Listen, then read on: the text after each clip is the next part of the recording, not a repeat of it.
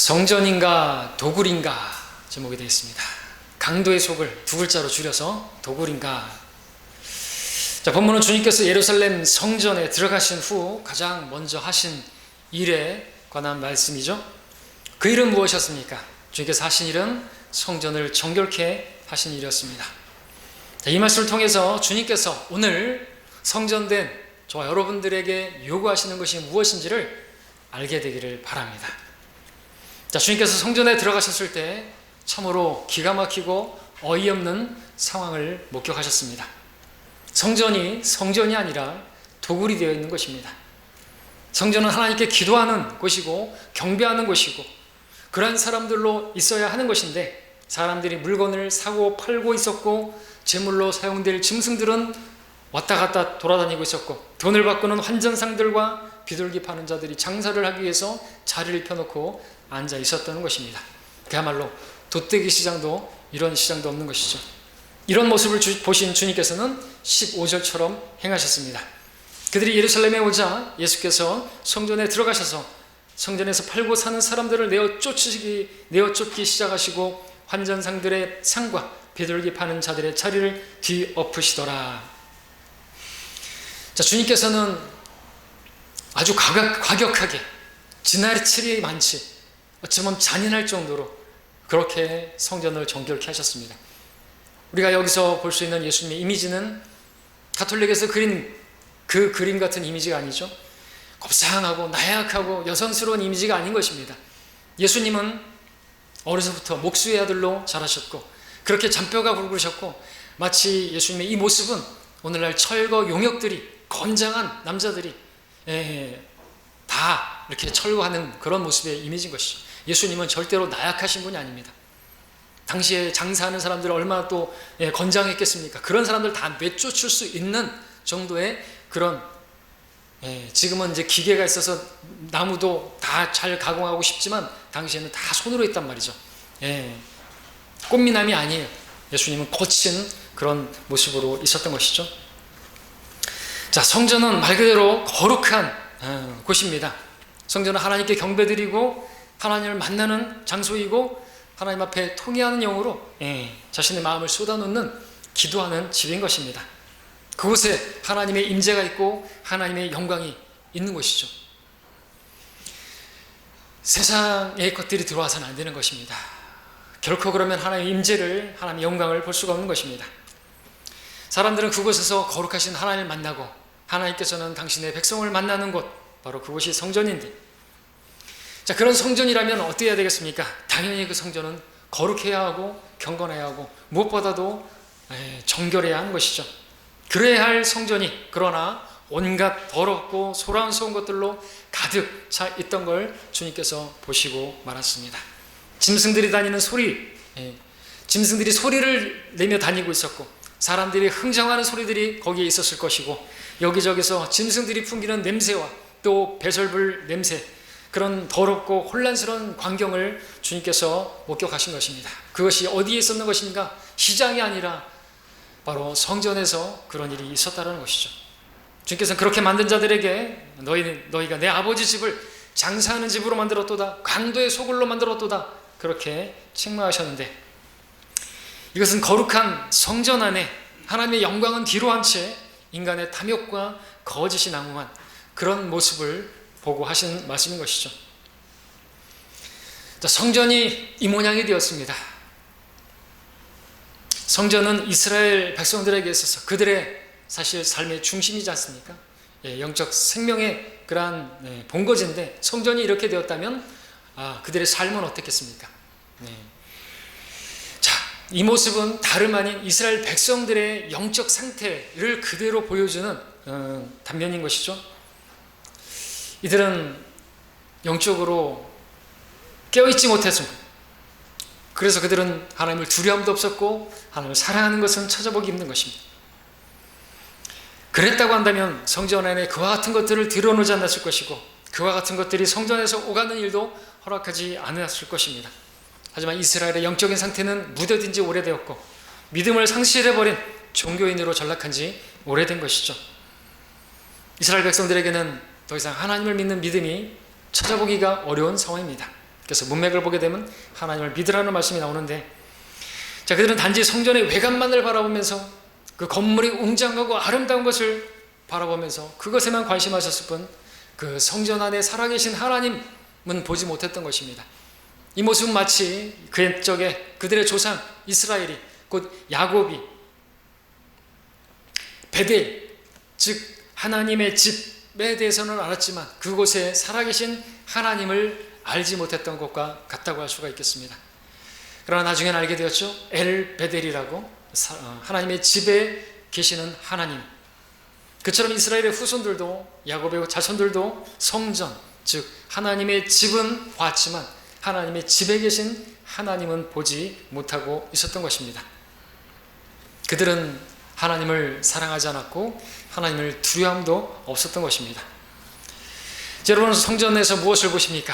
성전 안에 돌아다니고 있는 짐승들, 또 그것들이 내는 역한 냄새와 사람들의 시끄러운 소리, 물건값을 속이고 흥정하는 그와 같은 모습은 다름 아닌 하나님을 대신해서 그 자리를 차지한 인간의 탐욕과 욕심과 바로 그러한 육신의 모습을 그대로 보여주고 있는 것이죠. 우리 몸은 성전이 되었습니다. 자, 우리 안에는 과연 무엇이 있습니까? 여전히 세상에 그러한 시끄러운 소리가 있으면 안 되겠죠. 세상에 염려와 근심이 가득해서는 안 되겠죠. 먹고 사는 문제와 사고 파는 그런 장사 문제로 우리 생각이 복잡해져 있으면 안 되겠죠. 그러면 성전이 성전이라고 말할 수 없고 도굴이나 마찬가지 되는 것입니다. 그런 것들은 다 버려야 되는 것이죠. 그런 것들은 다 내려놔야 되는 것이죠. 하나님을 믿으면 내려놓을 수 있어요. 하나님을 믿으면 염려하지 않을 수 있고 그런 것들로 인해서 걱정할 필요가 없고 그런 것들을 다 내쫓아 버릴 수가 있습니다. 걱정 같은 거 다 버리셔야 되는 것입니다. 지금 이 시간에도 마찬가지입니다. 하나님의 집에 왔지만, 우리 함께 성전을 이뤘지만, 왔지만 이곳에 계시는 하나님을 만나지 못한다면, 그냥 베델에 왔지만 엘 베델을 만나지 못하면 안 되는 것이죠. 하나님의 집에 와서 하나님을 만나야 되는 것입니다. 어떻게 만나죠? 말씀으로 만나는 것입니다. 말씀은 하나님이십니다. 이 시간에 그러므로 여러분들이 말씀에 집중해야 하시는 것입니다. 말씀을 도둑질하는 마귀가 있습니다. 말씀을 여러분에게 주시기를 원하시는 하나님이 계십니다. 말씀을 여러분들이 받으실 수 있길 바랍니다. 자, 오늘 주님께서 들어가신 성전, 구약 시대에 있었던 건물로 된 성전이었습니다.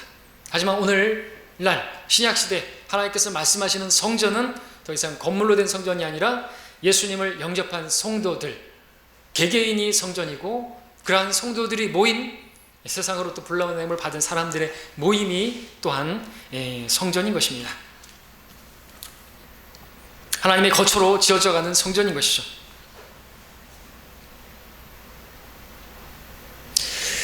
자, 그곳에서는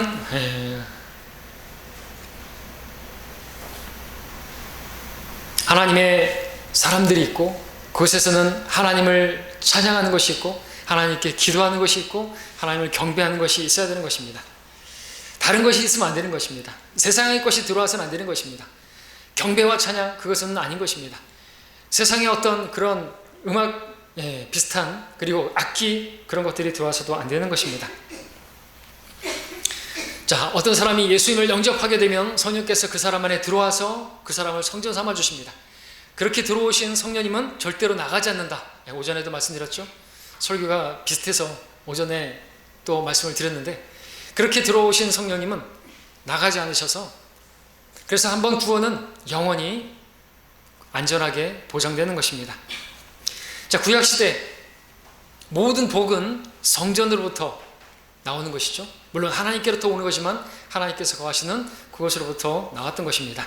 모든 복이 성전으로부터 흘러나와서 백성들에게 임했던 것입니다. 때문에 그들에게 있어서 성전은 삶의 중심이고 그들의 행복의 본거지고 근원지고 또 생명의 근원이라고 말할 수가 있습니다. 자, 마찬가지로 그렇게 본다면 오늘날 모든 성도의 영적인 복, 천상의 복, 그리고 또 실제적인 복은 어디로부터 나온다고 말할 수가 있겠습니까? 우리 안에서부터. 우리 안에 누가 계시게요? 하나님이 계시지 않습니까? 성령께서, 하나님께서 성령으로 우리 안에 거하고 계시는 것입니다. 우리 안에 살아계시는 그리스도로부터 나오는 것입니다. 우리는 그리스도를 통하여 모든 것들을 할 수 있고 그리스도를 통해서 우리는 모든 복을 받게 되는 것입니다. 그래서 누구든지 예수님을 구주로 영접할 때 그분으로 말미암아 복되신 분의 아들 예수 그리스도를 통해서 모든 복을 받게 되는 것입니다. 그리스도를 믿음으로 우리는 영원한 생명을 얻게 되었을 뿐만 아니라 그분으로 말미암아 그 영원한 생명의 풍성함도 얻게 되는 것이죠.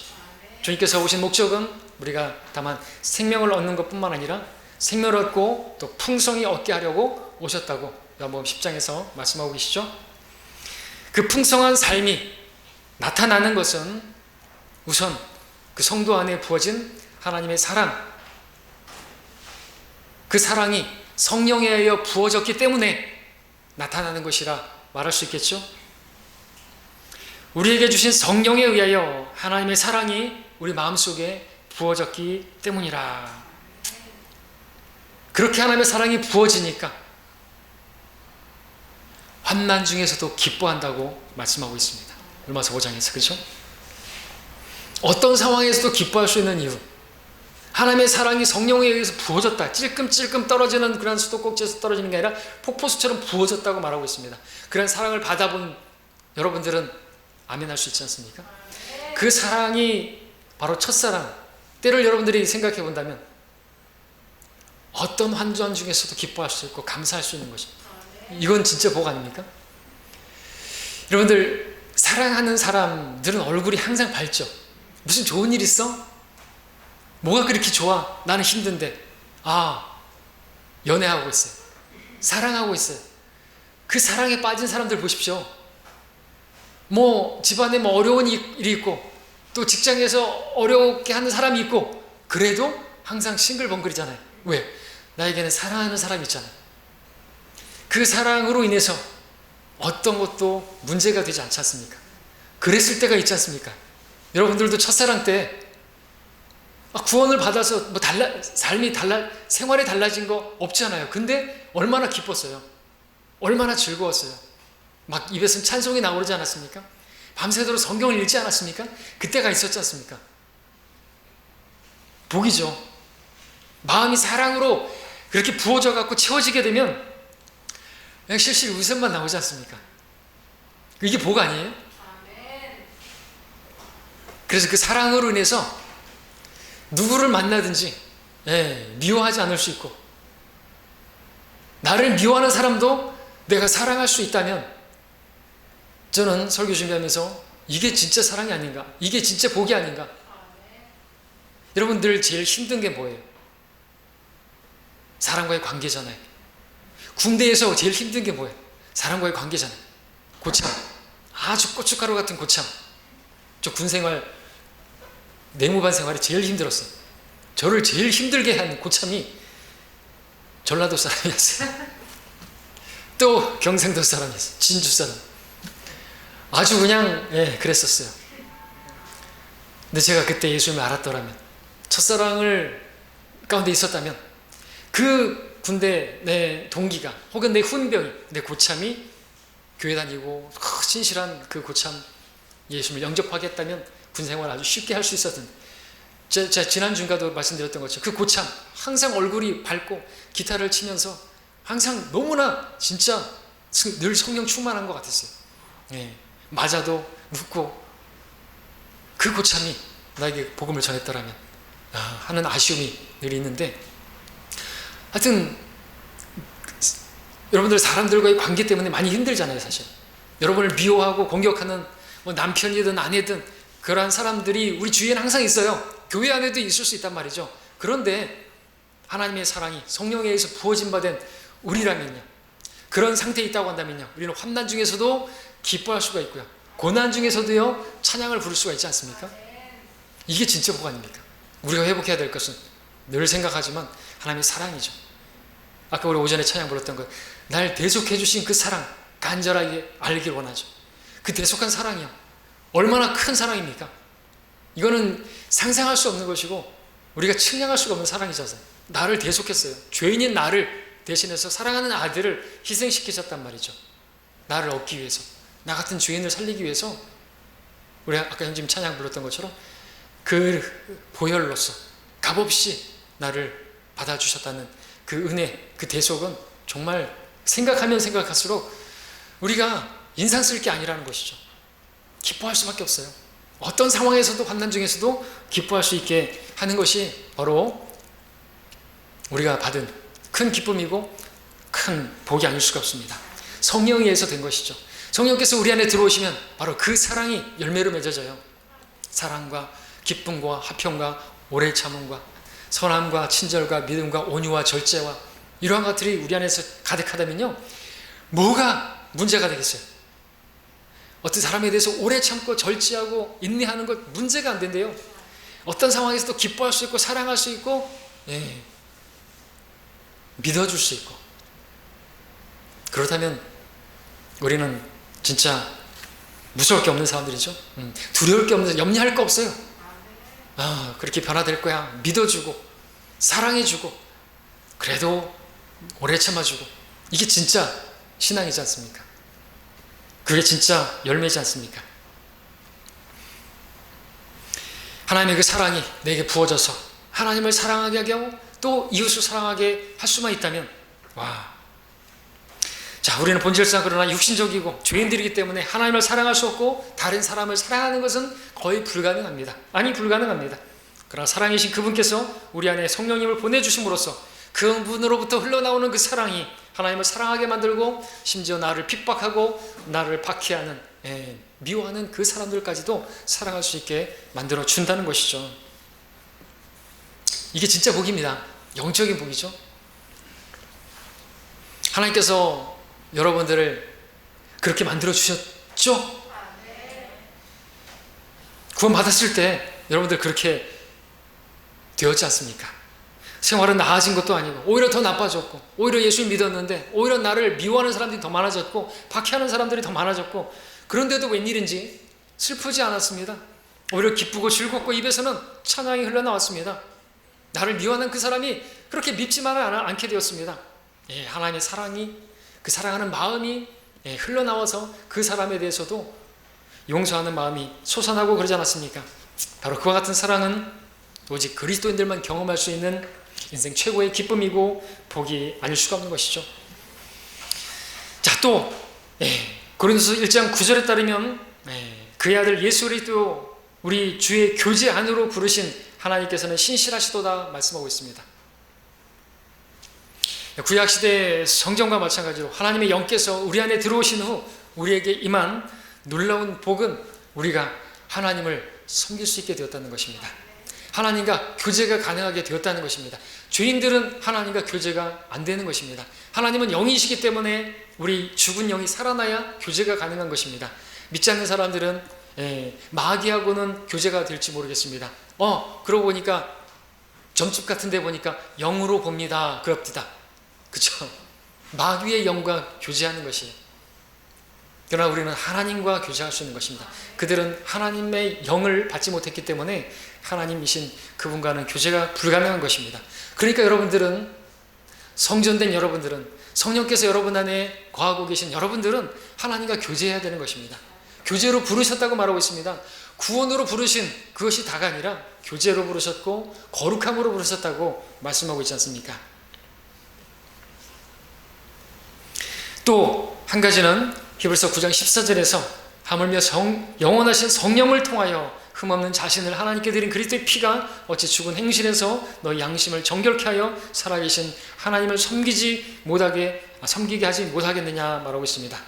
하나님의 영께서 우리 안에 들어오신 이후 얻게 된 복은 우리가 하나님을 섬길 수 있는 놀라운 특권을 받았다는 것입니다.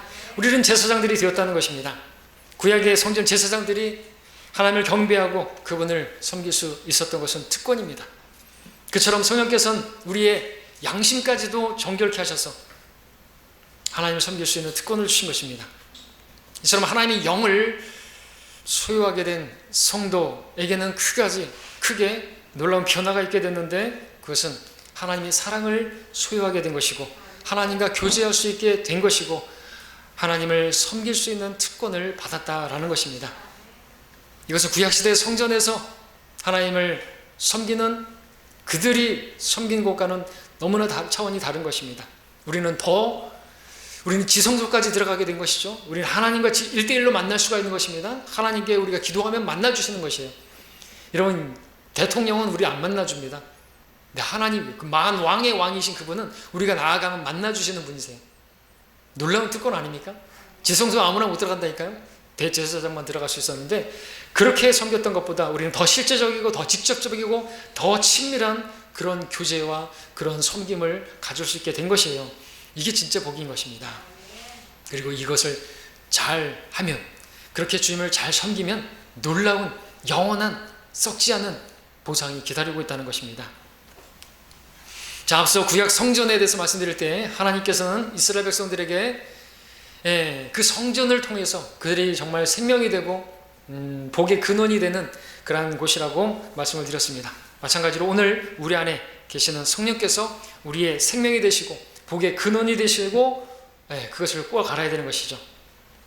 근데 많은 성도들이 이것을 모르는 것입니다. 모르기 때문에 오전에 봤던 것처럼 알지 못하느냐. 하나님의 성전인 것을 알지 못하느냐. 하나님의 영께서 너희 안에 거하시는 것을 알지 못하느냐. 알지 못하고 살아가는 경우가 많기 때문에, 또는 잊어버리고 사는 경우가 너무나 많기 때문에 오전 말씀에 이어서 또 말씀을 드리는 것입니다. 우리 잊지 않기를 바라기 때문입니다. 잊어버리게 되면 어떻게 사는 것입니까? 하나님의 영으로 말미암아 우리에게 공급되어지는 하나님의 사랑을, 그것이 다 식어져 버리고 하나님의 영으로 인한 하나님과의 교제를 잃어버리게 되고 하나님의 영을 통한 하나님의 섬김을 잊어버리게 됩니다. 결국에는 하나님의 영이 없는 사람인 것처럼 살기 때문에 이런 말씀을 하는 것입니다. 잊지 말라고 말이죠. 그러면 어떻게 되죠? 하나님의 사랑이 고갈돼 버리고 하나님의 영으로 말미암은 하나님과의 교제, 그리고 하나님을 섬기는 그런 섬김의 그 실제와 그 특권들을 무가치한 것으로 여겨버리게 된다면, 내가 누구인지를 잃어버리게 된다면 어떻게 될까요? 우리 안에는 시기와 미움과 질투와 험담과 이간질과 그러한 것들이 마음에 가득하게 될 것입니다. 세상의 잡다한 소란스러운 것들로 가득하게 될 것입니다. 믿지 않는 사람들과 별반 다를 거 없는 그런 것들로 인한 근심과 염려와 초조와 불안과 두려움이, 그래서 약을 의지할 수밖에 없는 그렇게 될 것입니다. 왜 이렇게 된 것입니까? 왜 하나님의 성전이 성전답지 못하고 도굴과 같이 되어버리는 것입니까? 이유가 무엇입니까? 그것은 우리가 본문에서 봤던 것처럼 예수님 당시에 더럽혀진 성전의 모습과 같이 오늘날 하나님의 성전인 성도 안도 더럽혀졌기 때문이죠. 그리스도 외에 다른 것들을 붙들고 있기 때문에 그렇죠. 그리스도를 관심하기보다 세상의 것들에 관심을, 눈을 돌리고 있기 때문이 아니겠습니까? 여러분의 속은 지금 어떻습니까? 혹시 지나다니는 짐승들의 소리와 그것들로부터 나오는 역한 냄새와 사람들의 소란스러운 소리들과 돈 바꾸는 자들과 사고 파는 자들의 그런 모습, 그것은 그리스도 외에 성도 마음에 들어온 세상과 육신의 모습인 것입니다. 성도가 정말 하나님의 사랑을 회복하고 하나님과의 교제를 회복하고 하나님을 섬기는 삶을 회복해서 그와 같은 삶을 살기 위해서 필연적으로 이루어야 할 일은 성전을 정결케 해야 하는 것입니다. 혹시 여러분의 마음이, 여러분 속이 지금 시끄럽다면, 염려와 근심으로 가득하다 하면, 먹고 사는 문제로 인해서 두렵고 초조하다고 한다면 여러분들 그것들을 과감히 몰아낼 수 있어야 되는 것입니다. 쫓아내야 되는 것입니다. 다 뒤집어 엎으셔야 되는 것입니다. 하나님만 관심하고 마음과 생각과 힘을 다해서 그분을 생각하는 것으로 가득하고 그분을 집중하는 것으로 가득해야 한다는 것이죠. 그러면 여러분들이 염려하고 근심하고 두려워하는 것들이 그 문제도 해결될 수가 있습니다. 우리는 무엇을 먼저 해야 되는지를 알아야 하는 것이죠. 자, 오늘 여러분의 마음이 어떠신지 돌아보시기 바랍니다. 온갖 세상의 소리, 세상 돌아가는 것 때문에 여러분들 두려우십니까? 우리는 두려워할 게 아니에요.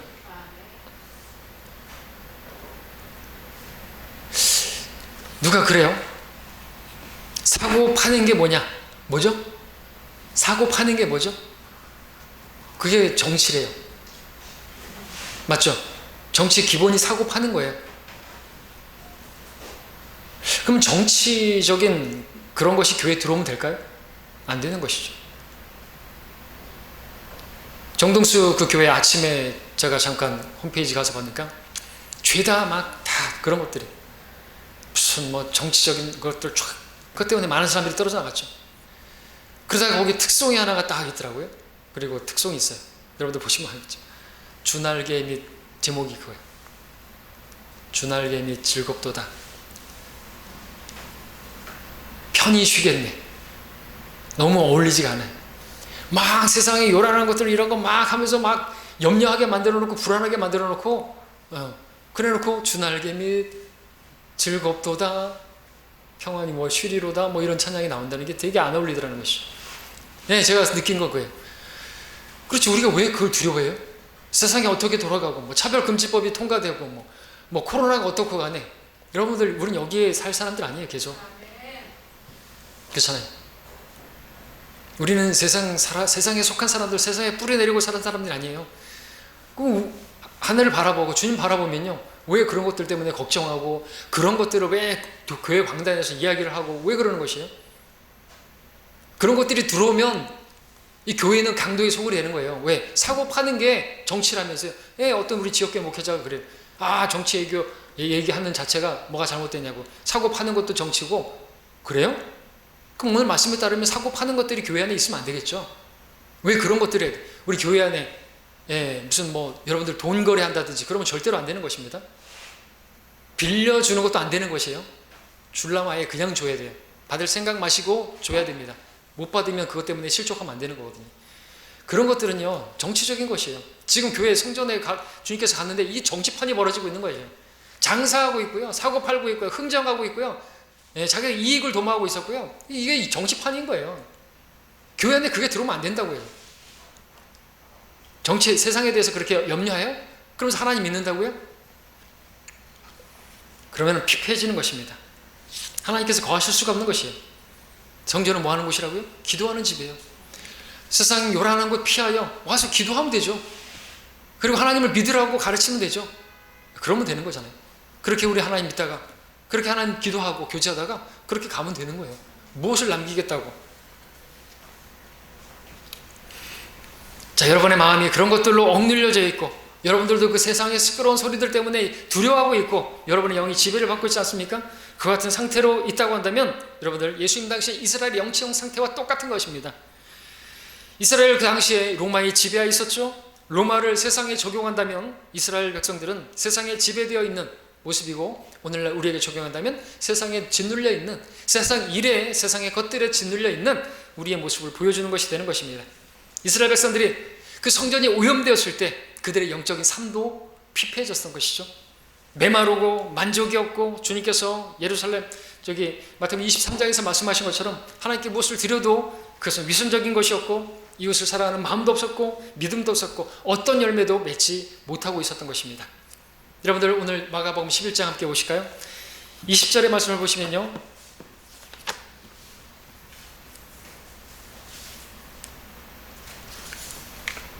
아침에 그들이 지나갈 때 그 무화과 나무가 물이 뿌리로부터 말라버린 것을 보고라고 말씀하고 있습니다. 바로 이스라엘의 영적인 상태를 보여주는 것이에요. 성전이 그렇게 더럽혀지니까 이스라엘은 이스라엘을 상징하죠. 뿌리부터 말라져 버리는 것이죠. 성전은 그들에게 있어서 뿌리와 같은 것입니다. 신앙의 뿌리, 기초. 13절에서 보게 되면 주님께서는 그 무화과나무를 보셨을 때 거기서 아무 열매도 찾아볼 수가 없었죠. 그리고 그 나무에게 14절과 같이 말씀하셨는데 이후로는 영원히 내게서 아무도 열매를 먹지 못하리라 하셨는데 20절에서 보는 것처럼 그 나무는 결국 뿌리로부터 말라버린 모습을 보여주고 있습니다. 다시 말해서 열매 없는 나무, 그러니까 나중에는 뿌리로부터 말라버린 상태가 된 것이죠. 이것은 예수 그리스도의 공급이 우리에게 없을 때 줄이고 목마른 말라버린 아무 열매도 없는 열매 맺지 못하는 신앙생활하는 성도의 모습을 보여주는 것이다. 성경에서 뿌리는 예수 그리스도를 상징하죠. 다윗의 뿌리이신 예수 그리스도. 우리 삶에 예수 그리스도를 통한 영적인 공급이 중단된다면, 결국 그 뿌리로부터 공급이 중단된다고 한다면 우리는 아무 열매를 맺지 못할 것이고, 우리가 신앙생활을 한다고 한들 그것은 먼지만 날리는 신앙생활을 할 수밖에 없는 게 되는 것이죠. 그러면 어떻게 됩니까? 회복해야 되는 것이죠. 회복해야 하는 것입니다. 주님께서는 우리에게서 풍성한 열매를 기대하고 계세요. 우리가 풍성한 삶을 살기를 원하세요. 우리 추석 오죠? 풍성한 한가위 같은 그런 풍성한 삶을 주님께서는 주시기를 원하세요. 그 목적으로 우리 안에 거하고 계십니다. 우리는 예수 그리스도의 생명으로 말미암아 풍성한 생명을 살 수 있는, 풍성한 열매를 맺을 수 있는 그러한 사람들이 된 것입니다. 혹시 여러분의 삶이, 혹시 여러분의 신앙이 말라버린 무화과나무와 같이 그렇게 상태에 있지는 않은 것인가요? 성령의 열매를 맺지 못해서 미워하고 험담하고, 미워하면 살인하는 것이나 마찬가지고, 그러면 내 안에, 육신 안에는 선한 것이 없기 때문에 그리스도로, 성령으로 채워지지 않으면 어떻게 돼요? 그러면 살인하는 것이고 강도예요. 강도의 소굴이란 말이죠. 그런 게 있으면 안 되는 것입니다. 성전이냐 아니면 도굴이냐, 우리 둘 중에 하나가 될 수가 있어요. 여러분들의 마음이, 누군가가 미워하는 마음이 있다면 여러분 첫사랑 때를 생각해 보세요. 성령에 의해서 하나님의 사랑이 부어졌을 때는 생각해 보십시오. 미워하는 사람이지만 미워하지 않았어요. 믿게 보이지 않았어요. 그렇죠. 그래서 그 사람들에게 복음을 전하고 그랬지 않습니까? 근데 지금은 그가 밉다. 어떤 사람이 밉다. 심지어는 교회 안에 어떤 성도가 밉다. 그러면 문제가 심한가? 이거는 강도의 소굴이라니까요. 미워하는 것은 살인하는 것이라고요. 자기를 돌아볼 수 있어야 되는 것입니다. 하나님의 계명을 어기는 것입니다. 큰 죄를 짓는 것이에요. 회복을 위해서 필요한 게 무엇입니까? 회복해야 됩니다. 진짜 그때를, 첫사랑을 회복해야 하는 거죠. 그것은 다른 게 아닙니다. 성전을 정결케 하는 것입니다. 주님께서 성전이 더럽혀진 것을 보셨을 때 성전을 더럽게 하는 것들을 다 쫓아내버렸어요. 성전을 더럽힌 자들을 다 쫓아냈단 말입니다. 환전산들의 상과 비둘기 파는 자들의 자리를 뒤엎으셨단 말입니다. 주님께서는 성전을 정결케 하시는 그 일에 있어서 조금도 겨자씨만한 금의 동정심도, 자비도 베풀지 않으시고 다 몰아내셨습니다. 그렇게 하신 것은 이스라엘 백성들에게 정말 중요한 것이 무엇인지를 보여주시기 위한 것 아니겠습니까? 그 중요한 게 뭡니까? 돈 바꾸는 게 아니에요. 사고 파는 게 아니에요. 먹고 사는 문제가 아닌 것이에요. 성경을 정결케 하는 것, 하나님을 삶의 중심에 모시는 것, 이것이 가장 소중하다는 것이죠. 우리에게도 마찬가지입니다. 먹고 사는 게 먼저가 아니에요. 먹을까, 입을까, 무엇을 마실까, 그게 중요한 게 아니란 말입니다. 하나님을 삶의 중심에, 내 안에 중심에 계신 그분을 바라보는 것이죠. 그분을 사랑하는 것입니다.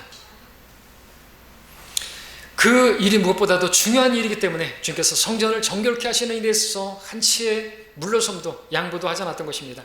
더럽혀지고 소란스러운 성전을 정결케 하셔서 이제는 그들이 하나님을 찾는 일을 회복하고, 하나님께 기도하는 일을 회복하고, 교제를 회복하고, 하나님을 섬기는 것을 회복하고, 하나님을 사랑하는 것을 회복하고,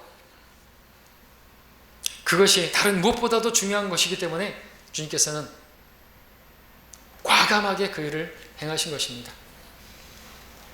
마찬가지로 우리가 영적인 회복을 이루기 위해서 가장 먼저 해야 하고 반드시 해야 할 일은 우리 성전을 정결케 하는 것입니다. 내 안을 정결케 하는 것입니다. 지금 여러분은 어떤 모습으로 있습니까? 성전으로 있습니까? 도굴로 있습니까? 여러분에게 말씀드리고 싶은 것은 그리스도 외의 것들은 과감하게 여러분들이 생각하기에 지나치다 싶을 정도로 몰아내시라는 것입니다. 그러셔야만 합니다. 몰아내지 않고 있는 붙들고 있는 그것이 여러분들에게 참 행복을 주지 않는 것이기 때문에 그래요. 오히려 여러분들 무겁게 만들고 힘들게 만들고 번민하게 만드는 것들이에요. 몰아내셔야 하는 것입니다.